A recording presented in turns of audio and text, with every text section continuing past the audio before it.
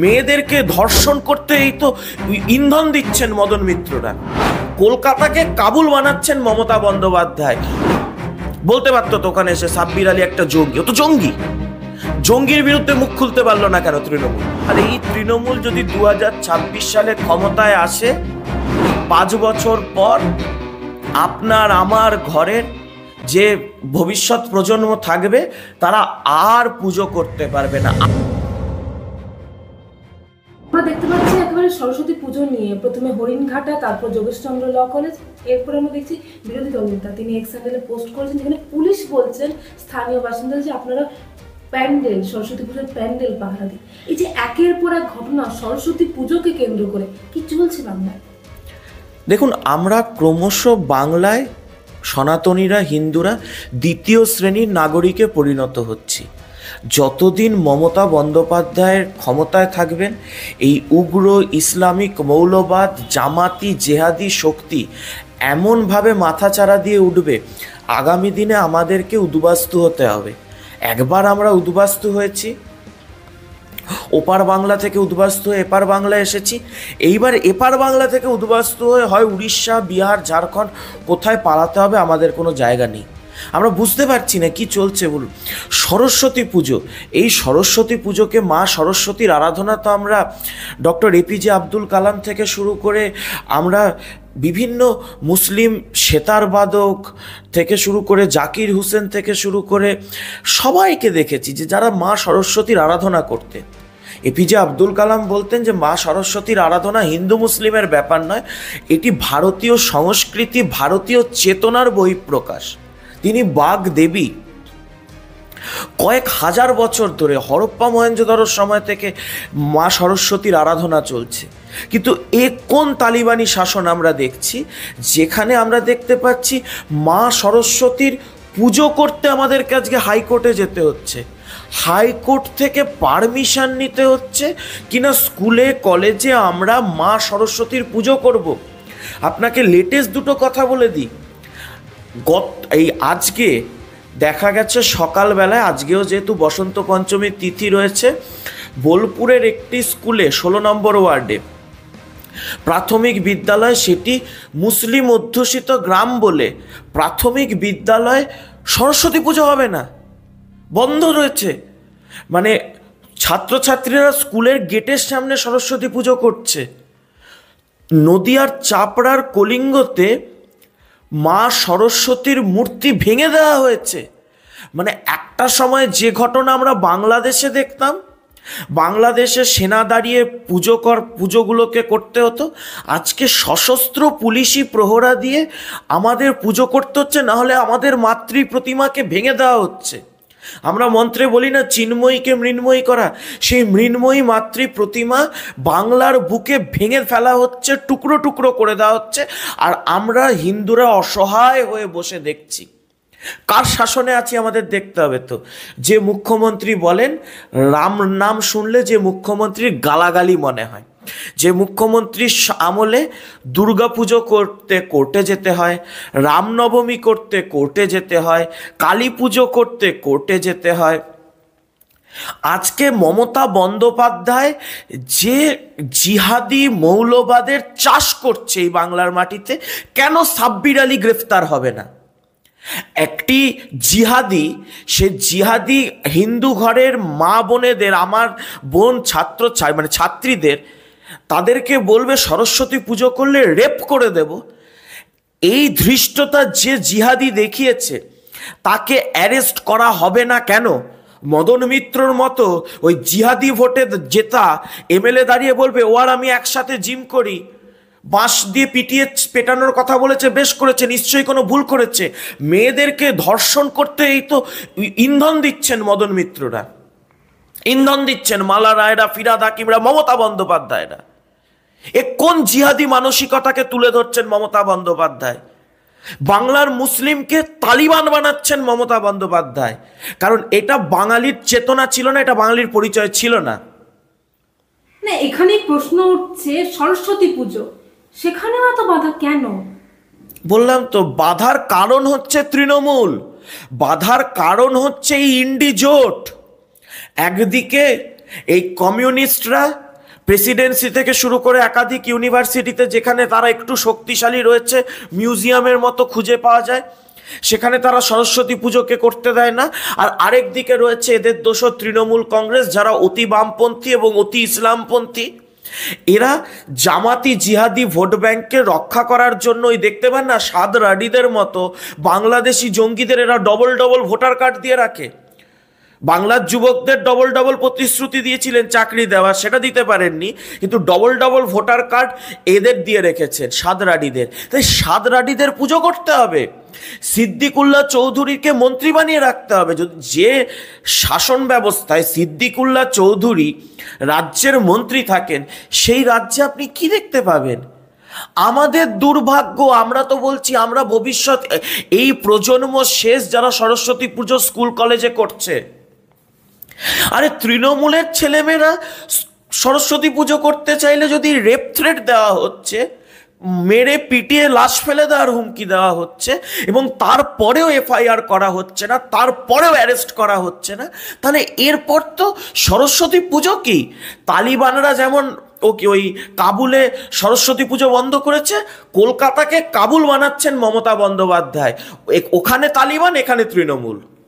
এই সাব্বির আলীর কথা বলা হচ্ছে, যাকে করে বহিরাগত বলে, একেবারে যিনি বহিরাগত, তিনি তো গতকাল সরস্বতী পুজোয় তো তিনিও গেলেন যোগেশচন্দ্র ল কলেজে।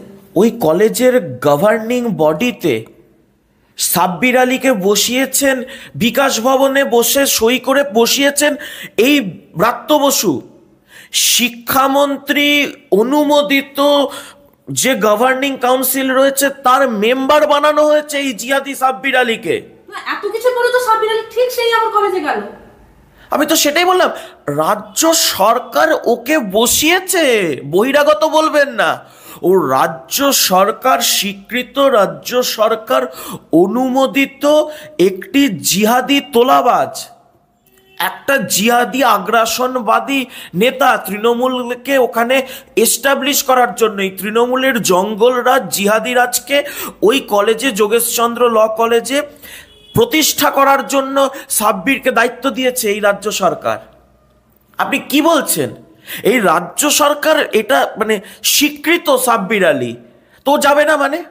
ওকে তো মানে ও গেছে তো নয়, মালা রায়, মদন মিত্রর মতো জনপ্রতিনিধিরা ওর প্রশংসা করছে, ওর পাশে দাঁড়িয়েছে। মানে তৃণমূল সমর্থিত জঙ্গল রাজ চলছে, তৃণমূল সমর্থিত তালিবান রাজ চলছে। আমি বাঙালি হিন্দুকে করজোড়ে অনুরোধ করতে চাই যে এবার জাগুন। 1.5 কোটি উদ্বাস্তু হয়েছে, কয়েক লক্ষ ধর্ষিতা হয়েছে শুধুমাত্র হিন্দু পরিচয়ের কারণে বাংলাদেশের বুকে, যেটা আজকে পূর্ব পাকিস্তান হয়ে গেছে। কোনো মার্ক্সবাদ, স্ট্যালিনবাদ, গান্ধীবাদ, সেকুলারিজম, কমিউনিজম কেউ বাঁচাতে পারেনি বাঙালি হিন্দুকে উদ্বাস্তু হওয়ার থেকে। আমরা সেই উদ্বাস্তু হওয়ার যন্ত্রণাটা বুঝি। আবার কিন্তু আপনাদের এই মেকি ধর্মনিরপেক্ষতা, আপনাদের এই শুয়ে থাকা, এই জেগে ঘুমিয়ে থাকার মতো প্রবণতা, এই চোখ বন্ধ করে রাখা, এই কান বন্ধ করে রাখা, এই প্রবণতার কারণে আপনার ঘরের ভবিষ্যৎ প্রজন্মকে, আপনি বলতে পারেন কালকের মেয়েগুলো হাউ হাউ করে কাঁদতে কাঁদতে শিক্ষামন্ত্রীর কাছে বলছে উই ওয়ান্ট জাস্টিস, আমরা সরস্বতী পুজো করতে চেয়েছি, আমাদের কি অপরাধ যে আমাদেরকে রেপ করে দেওয়ার হুমকি দেওয়া হবে। এরপরেও একটা জিডি রেজিস্টার হয় না, এফআইআর রেজিস্টার হয় না। তাহলে ভবিষ্যৎটা কি আমাদের পরবর্তী প্রজন্মর? হিন্দু ঘরে জন্মালে পরবর্তী প্রজন্মকে রেপ হতে হবে, মার্ডার হতে হবে, বাড়ি ঘর ছেড়ে উদ্বাস্তু হতে হবে যদি পুজো করতে চাই। এই দিন দূরে নেই যখন আপনার বাড়িতে আপনি শাঁখ বাজাতে চাইবেন, তারও অনুমতি নিতে আপনাকে কোর্টে যেতে হবে। অন্যদিকে দেখলাম একেবারে যোগেশচন্দ্র ল কলেজে গতকাল একেবারে শিক্ষামন্ত্রী ব্রাত্য বসু থেকে শুরু করে মালা রায়, এত তৃণমূলের নেতা মন্ত্রীদের একেবারে উপস্থিতি কিভাবে দেখছেন? এতদিন ঘটনা ঘটলো, কোথায় শিক্ষা? সাব্বিরকে প্রমোট করতে গেছে, সাব্বির আলীকে প্রমোট করতে গেছে। যদি ক্ষমতা থাকতো, যদি সৎসাহস থাকতো, যদি সংবিধানের শপথ নিয়ে রাখতেন, ঘাড় ধরে সাব্বিরকে জেলে ঢোকাতেন, ওই মুহূর্তে অ্যারেস্ট করাতেন। কিন্তু না, অ্যারেস্ট করালে ওই প্রিন্স আনোয়ার শাহ রোডে ভোটের সময় দাদাগিরিটা করবে কে? এই ছেলেগুলোকে, মেয়েগুলোকে থ্রেট দিয়ে, ওই যে দেখেন না তৃণমূলে ভিড় কি করে হয়, তৃণমূলের সভা মিটিং মিছিলে ভিড় কি করে? এই ছেলেগুলোকে মেয়েগুলোকে থ্রেট দিয়ে কলেজে, প্রত্যেকটা কলেজে সাব্বির বসে রয়েছে। ওই যে ঘুমিয়ে আছে সব কল্পিতা সব শিশুরই অন্তরের মতো ঘুমিয়ে আছে সব সাব্বির আলী সব কলেজের অন্তরে।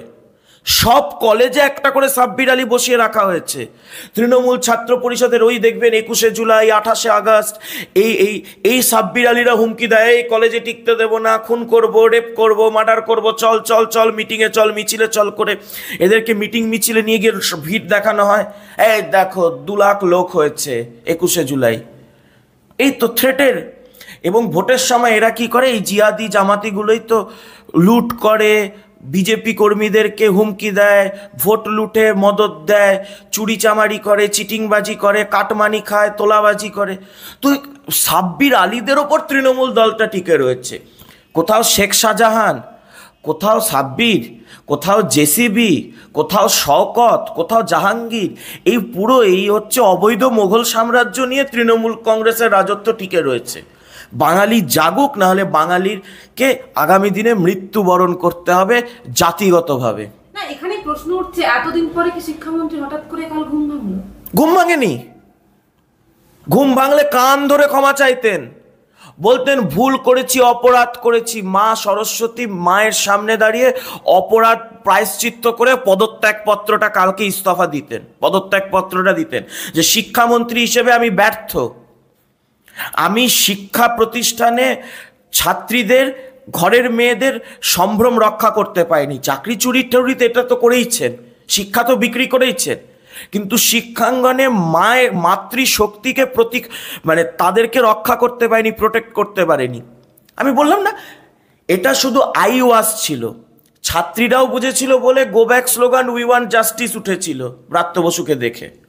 কারণ ছাত্রীরাও জানে যে এই সাব্বির আলীকে আরেকটু বেশি ক্ষমতা বলে বলিয়ান করে চলে গেল ওই মালা রায়, ব্রাত্য বসুরা, মদন মিত্ররা। দেখছে না সাব্বির আলীর বডি ল্যাঙ্গুয়েজ বদলে গেছে, শরীরী ভাষা বদলে গেছে।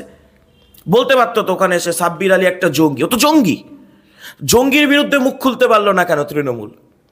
কারণ মদন মিত্র যে কালকে গিয়ে সাব্বিরের পাশে দাঁড়িয়েছে, লোকসভা ভোটের পরও একটা কথা বলে দিয়েছিল যে মুসলমানরা ভোট না দিলে আমরা এই ভোটে জিততাম না। সুতরাং মুসলমান ভোটকে তুষ্টিকরণ করতে হবে, তোষণ করতে হবে, তাই সাব্বির আলীদের খুল্লা ছুট, যা পারো তাই করো। কতটা ভয়ঙ্কর এটা, এই সাব্বির আলীদের? কতটা ভয়ঙ্কর মানে ভবিষ্যৎটা অন্ধকার। এই তৃণমূল যদি 2026 সালে ক্ষমতায় আসে, 5 বছর পর আপনার আমার ঘরের যে ভবিষ্যৎ প্রজন্ম থাকবে তারা আর পুজো করতে পারবে না, আর সরস্বতী পূজা হবে না। একটার পর একটা স্কুলে বন্ধ হচ্ছে না, বোলপুর, হরিণঘাটাই বন্ধ হচ্ছে।